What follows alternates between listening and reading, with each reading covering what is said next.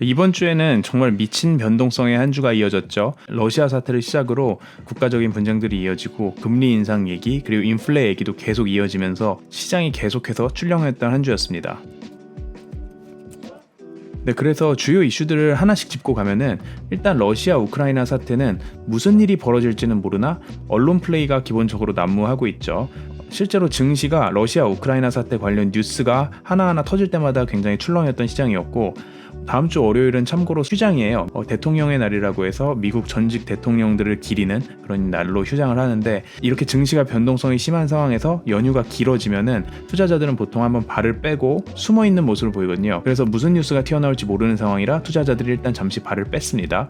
한 주 내내 푸틴이 전쟁 안 할 거다, 그리고 바이든은 아니다, 쟤 무조건 할 것 같다라는 이런 식의 눈치 게임이 이어지면서 증시를 힘들게 했었죠. 그래서 투자자들이 소심해진 상황인데요.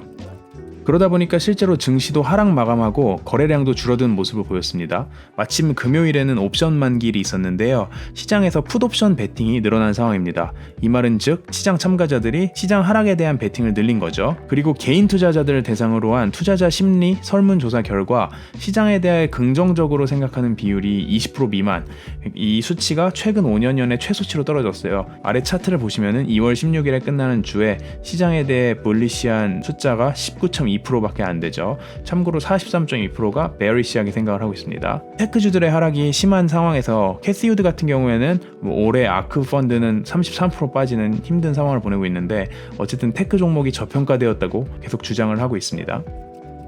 그리고 유가를 살펴보면은 오히려 주간 기준으로 다운되는 결과를 보였어요. 사실 러시아와 우크라이나의 지정학적 긴장감이 늘어나면 늘어날수록 유가가 계속 올라야 되는데, 다운됐다는 거는 이 증시, 주요 인사들의 발언에 의해 움직이는 이런 증시와 실물 경기, 이 두 가지가 체감하는 위험성에 괴리가 있다는 걸 보여주고 있죠. 그리고 이번 주 이슈가 터질 때마다 안전자산으로 돈이 몰리면서 금값이랑 엔화도 올랐었는데요. 이 두 가지도 주 후반으로 가면서 하락하면서 끝났습니다. 차트를 보시면 실제로 유가가 오랜만에 하락하는 모습을 보였죠.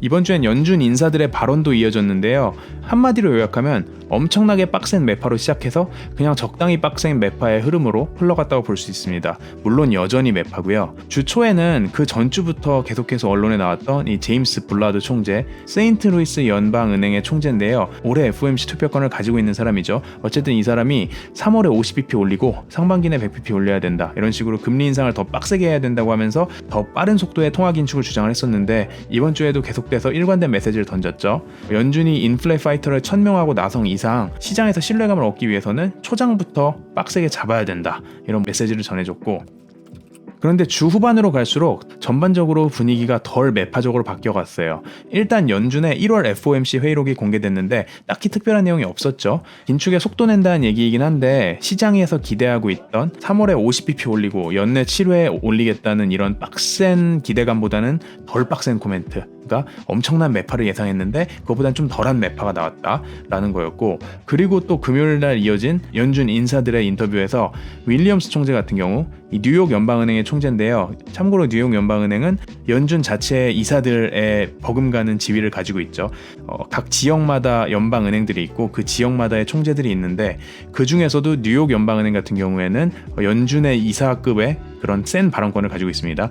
어쨌든 이 사람은 연준이 굳이 초반부터 금리 인상에 속도 낼 필요 없다는 의견을 밝혔고, 에반스 총재나 브레이너드 이사 같은 경우에도 이와 크게 다르지 않은 스탠스를 보였죠. 이 덕분에 금리 인상 속도에 대한 우려가 살짝 줄어들면서 시장에 녹아있는 3월 금리 인상 폭이 기존의 50bp에서 다시 25bp로 내려왔고, 연말까지 이제 7회가 아닌 6회 인상으로 조금 줄어들었습니다. 물론 여전히 연초 대비해서 빡센 긴축 예상이긴 한데, 직전까지 전주까지 있었던 시장의 걱정보다는 덜 빡센 모습이죠. 그래서 이 차트를 보시면 시장에 녹아있는 3월 FOMC 결과예요. 3월 FOMC 결과가 25에서 50bp의 기준금리를 나타내는 걸로 끝낼 거다. 이 기준금리는 레인지로 발표가 되는데, 어쨌든 25bp를 올릴 확률이 64.4%다라고 생각을 하시면 되고, 연말 기준 12월 FOMC 기준으로는 150에서 175bp의 기준금리가 되어 있을 거다라고 예상하는 시장 확률이 제일 높죠. 이 말은 25bp 기준으로 6번 올릴 거라고 예상하고 있다는 뜻입니다. 인플레이션에 대해서도 짧게 언급을 하고 가면 소비재 회사들, 그러니까 인플레가 오더라도 가격 인상이 가능한 소비재 회사들은 계속해서 좋은 실적을 내고 있다고 밝혔죠. 그래서 이번 주에도 월마트, 크래프트 하인즈 같은 회사들이 가격 인상이 실제로 잘 진행되고 있다는 것을 보여줬고요. 한 가지 더 특이한 이슈는 일반 소비 제품만이 아니라 럭셔리 제품들, 명품들도 가격을 더 빠른 속도로 올리겠다고 발표를 한 거죠. 사실 럭셔리 제품들 같은 경우에는 원가 인상이 된다 그래도 워낙에 마진이 높다 보니까 굳이 가격 인상 대열에 합류할 필요까지는 없지만 이걸 좋은 핑계로 삼아서 마진을 더 높이겠다는 건데요.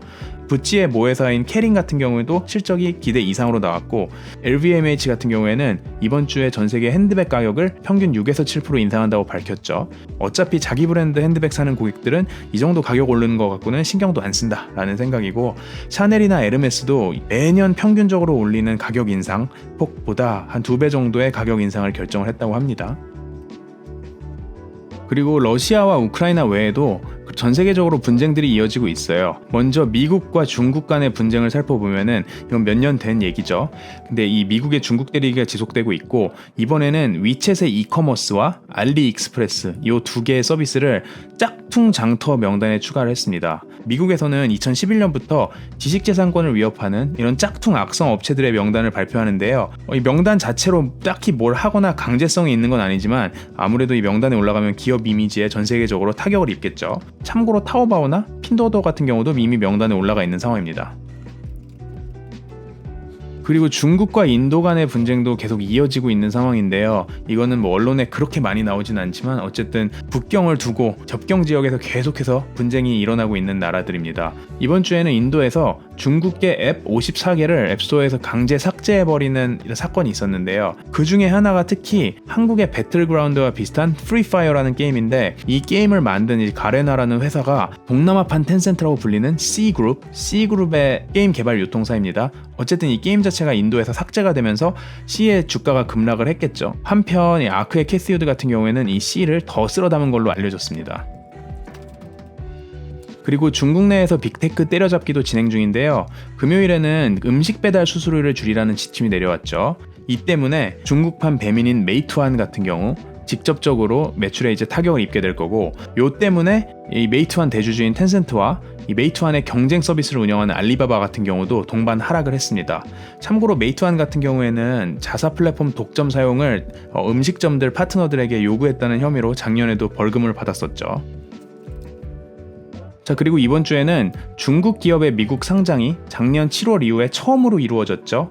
디디 추싱 사태 이후로 중국 당국에서 자국 기업들이 미국 가서 상장하는 거를 막고 있었고, 그 다음에 미국에서도 중국 기업들에 계속 페널티를 주고 있던 상황이어서 분위기가 안 좋았는데 대략 반년 정도 만에 처음으로 상장이 이루어졌었고요. 이 메이허라는 회사인데 나스닥 상장이 일단 성공은 했는데 주가는 아직 정신을 못 차리고 있어서 지켜봐야 될 것 같고요. 어쨌든 중국에서는 소비자 데이터 유출 위험이 적은 기업들, 데이터 유출이 많으면은 중국에서 못하게 하니까 이 데이터 유출 위험이 적은 기업들 위주로 다시 미국 자본시장을 노크를 하고 있고요.